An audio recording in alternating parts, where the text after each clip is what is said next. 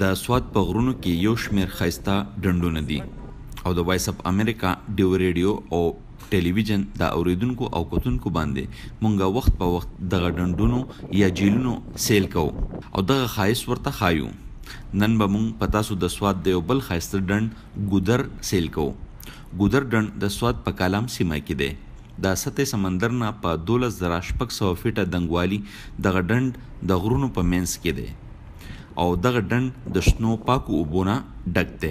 دغه ډنډ ته چکر لتونکی ماجد فریدون وایي چې ما د ګودر ډنډ نوم اورېدلی و خو نن مې په خپلو سترګو وکتو. دلته زه رالم د ګودر لیک دپاره ما ډېر نوم اورېدلی و دې لپاره دلته رالم. خوند او رنګ یې ډېر زیات دی. څنګه موږ راورسېدو او زموږ نظر په دې لیک ولګېدو نو ټول تکان او تکاوټ ټول ختم کړو زموږ. د ګودر ډنډې ته په تلونکي ټریک یا لاره کې ډېر ښایسته نظارې راځي. په لاره کې شنه دشتونه، په غرونو لړې، د رانځړه د ونو ډکې ځنګلې په دغه لاره تلونکو خلکو له خوند ورکوي. ګودر ډنډ ته چکر لتونکی حضرت علي وایي چې دا ډنډ او لاره یې ډېره ښایسته ده. ما د دې جیل په حوالې سره ډېرې دغه اورېدلي چې دا ډېر بهترین جیل دی او ډېر بهترین ډنډ دی. ډېرو کمو خلکو دا لیدلی دی خو دا ډېر بهترین جیل دی. ګیر چاپېره غرونه دي، ښکلي مناظر دي. دا د غرونو په دې منځ کې ګیر دی.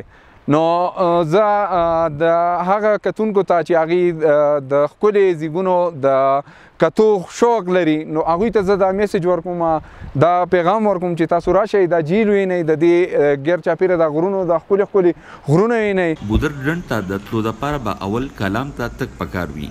د کالام نه تر بیسان کلي پورې په کچه سړک په ګاډي کې د 1.5 غنټې سفر دی او بیا د بیسان کلي نه د ګودر ډنډ پورې د 2 غنټو پورې پیدل سفر په غرونو کې دی. کوم خلک چې ګودر ډنډ ته تلل او بیا شپې له واپس کالام ته راتلل غواړي نو هغوی له پکار دي چې سحر د مولا د بانک سره د کالام نه روان شي چې ماسخوتن له واپس کالام ته راورسي او د ځان سره همسا یا لخته د باران نه د بچ کېدو دپاره برساتۍ او خوراکي شیزونه ویسي. او کوم خلک چې ګودر ډنډ کې شپه کول غواړي نو هغوی د ځان سره ټینټ یا خیمه او کمبرې هم ویسي. فیاض ظفر، وایس اف امریکا، ډیو ریډیو ټلویزیون، سوات.